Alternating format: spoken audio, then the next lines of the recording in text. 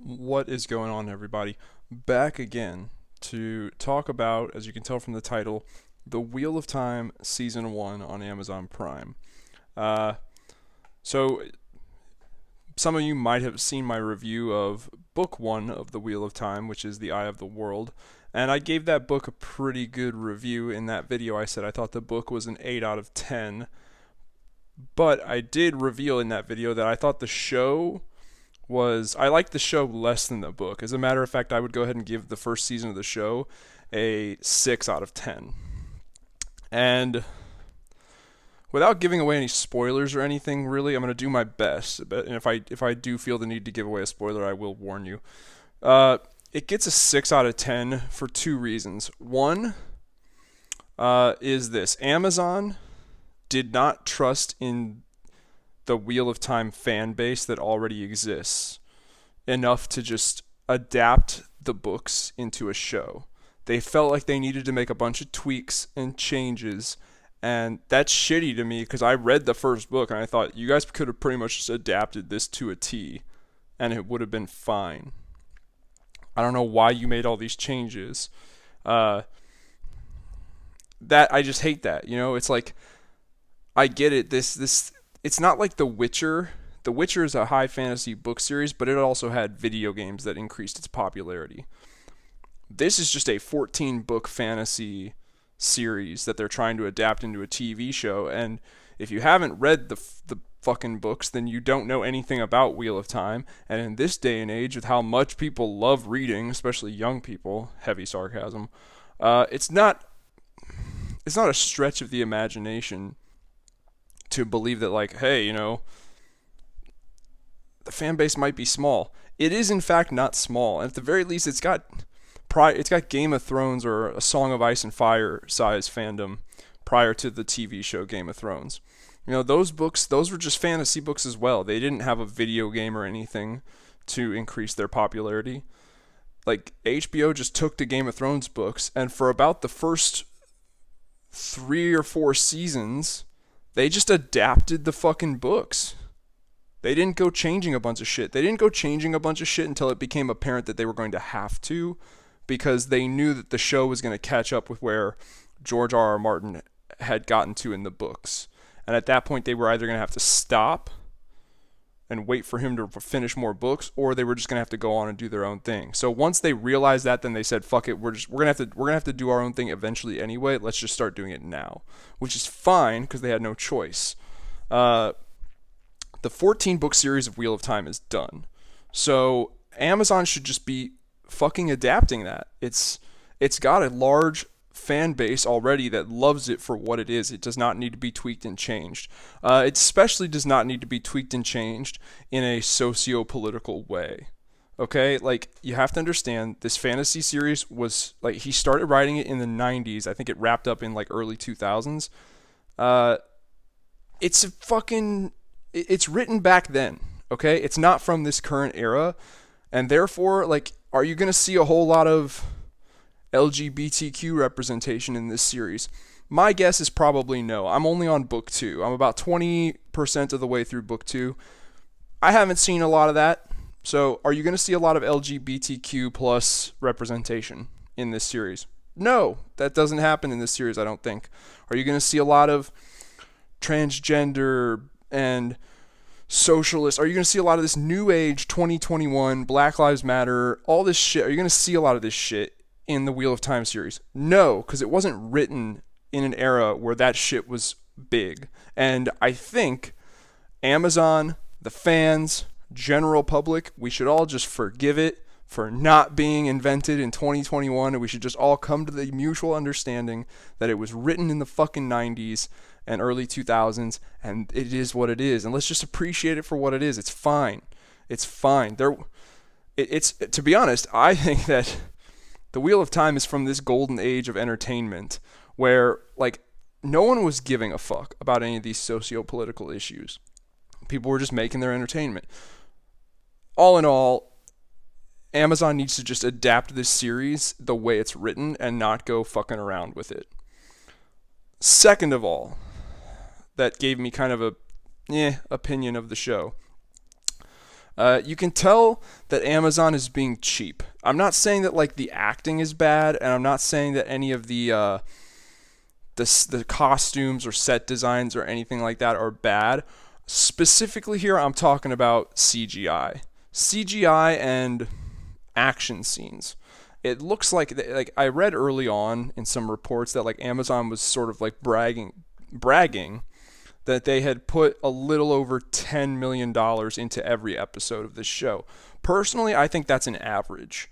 I think it's like if you take the full budget for this whole season 1, you divide it by 8 episodes, I think you get a little over $10 million. I don't think there was $10 million put into every episode. And even if there was,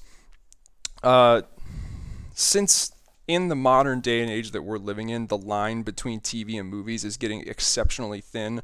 Like there are a lot of TV shows on streaming platforms that have feature film quality special effects, costume, set design. So that line is getting thin. So I feel safe in doing what I'm about to do and saying what I'm about to say. You take the 2 most successful live action fantasy series, TV, or they're both movie series because whatever. Lord of the Rings and Harry Potter.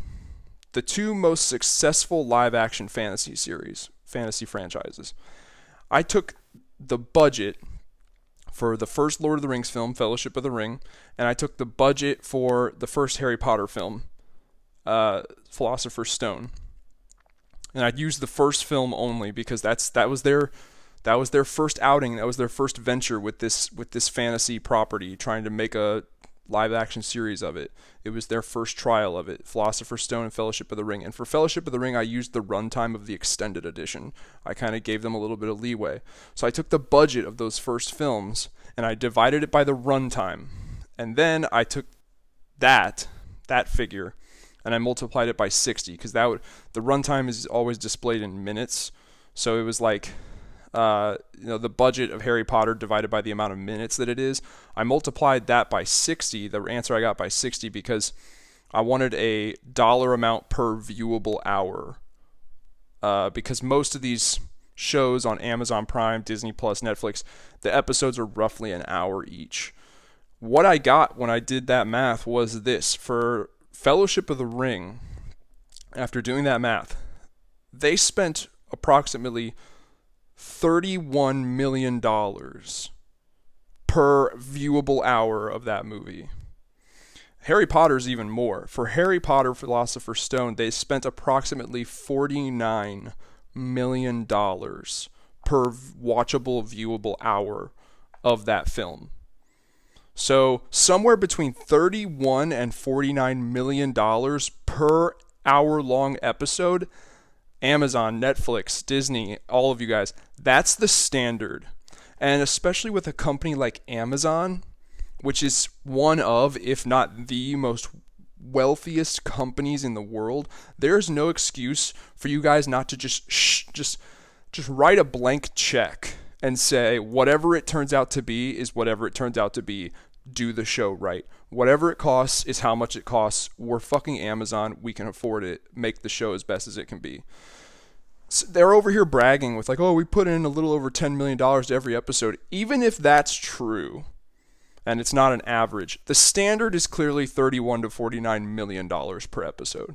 So, and the reason I bring this up is because there were just moments where the CGI and the special effects were just very lackluster. The first 3 episodes of Wheel of Time, you could tell they really spent the money trying to like draw you in, and it worked on me. I got into the show, it made me want to read the books, it worked. But every episode after that was kind of a letdown. You know, like the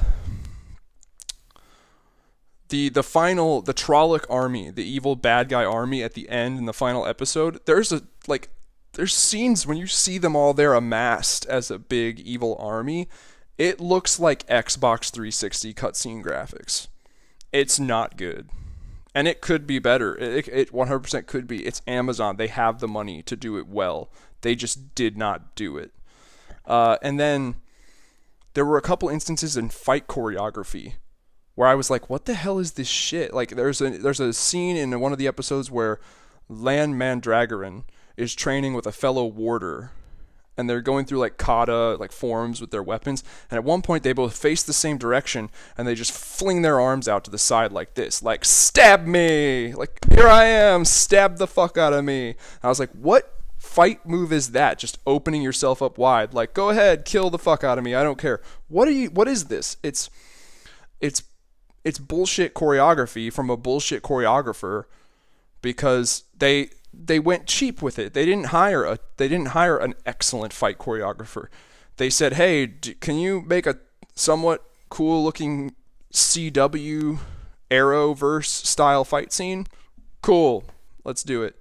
Like, no, get a really, really, really good fight scene choreographer in here and put these actors through hours upon hours upon hours upon hours upon hours upon hours upon hours upon hours upon hours of fight training and make it look good. You have the money, do it. The actors will do it if you offer them enough money to do it, and the choreographer will do it if you pay them enough money to do it, and you're fucking Amazon, you have the money. So fucking do it. You know what I mean? There are a lot of YouTubers reviewing the season 1 of this show, and they're being very wishy-washy with their review, and it's because deep down they are. I'm not a huge Wheel of Time fan. I'm just starting to dip my feet into it. But there are a lot of YouTube channels out there that are reviewing this. They are huge Wheel of Time fans, and they're being very gentle with their reviews, because I can tell, like, as a huge Wheel of Time fan, they've waited very long to get any sort of real live action adaptation of it. Lord of the Rings has had its day. Harry Potter's had its day. The Inheritance Cycle even got a movie. It was a shit movie, but it got a movie. Like so many. And the Game of Thrones, you know, they've waited for Wheel of Time to have its day, and now it's got its day.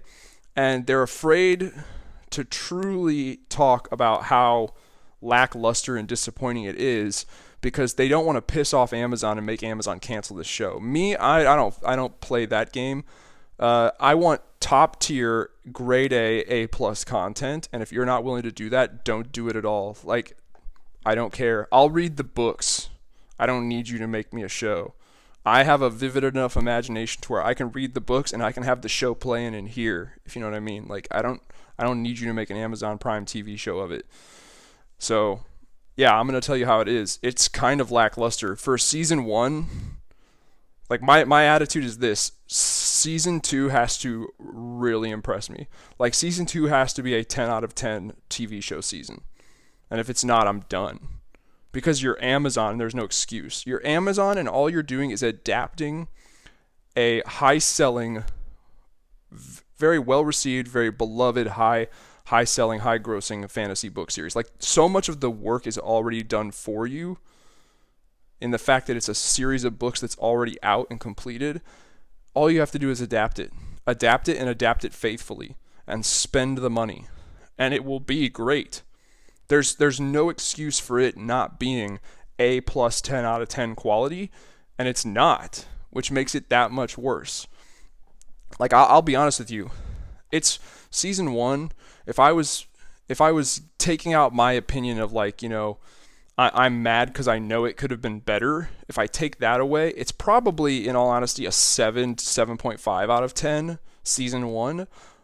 But with the knowledge in my brain that it could have very easily been a 10 out of 10, I'm going to go ahead and take off extra points and give it the 6. You know, so 6 out of 10 for me. The ending was shit. Like, a lot of people, from what I've gathered, are not super thrilled with the way that the first book ends, but the show was worse. It was. I personally loved the ending of the first book, but the show was so much worse. It was not good at all. So it was very boring, and the three main characters, like the three main guy characters, how do I put this? So the girl characters, most of the female main characters are all magic users, and there's 5 characters we meet in this, like, village where the show starts. 2 of them are women, the other 3 are guys.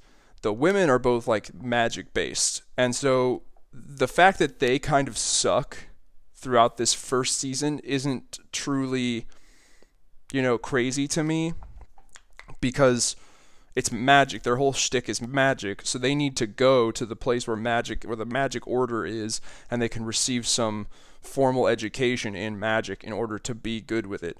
The rest of them are just like okay, one of them has magic powers. He can do magic as well. But most of them are just like three of them. They're all just dudes for the most part in this first season. One of them has a sword. The other one carries an axe. The other one's mostly just got a bow and arrow, and he gets a dagger. For a good chunk of this show, for the first 3 episodes, well, I mean, actually, they get separated in episode 2. Anyway, my point is, they don't need to go somewhere to like a school and get formal training in order to be able to participate in action scenes. You know, like let's talk about Rand for a minute. Rand has his father's Heron Mark blade, right? He's traveling with Lan Mandragoran, who is essentially a blade master. And even in the book, pretty early on after they leave Emond's Field, after they leave the starting village, Lan takes Rand aside and shows him some basic sword maneuvers, some basic attacks, slashes, cuts, thrusts, parries.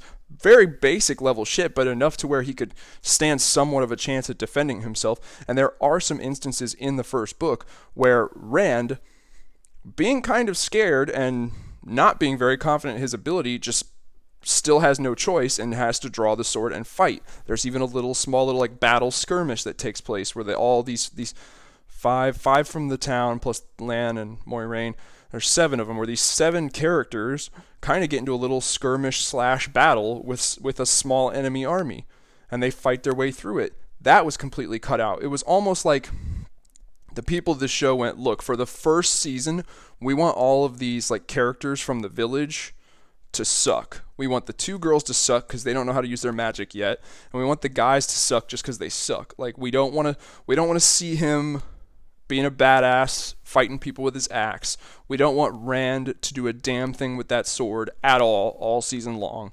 And we don't want Matt to do anything with the dagger or his bow and arrow. We don't want any of them to do anything remotely cool or interesting. We want them to just travel and talk and blah blah blah. It's kind of annoying. Also, and this is a big gripe with me, this is a high fantasy book series that it's based off of.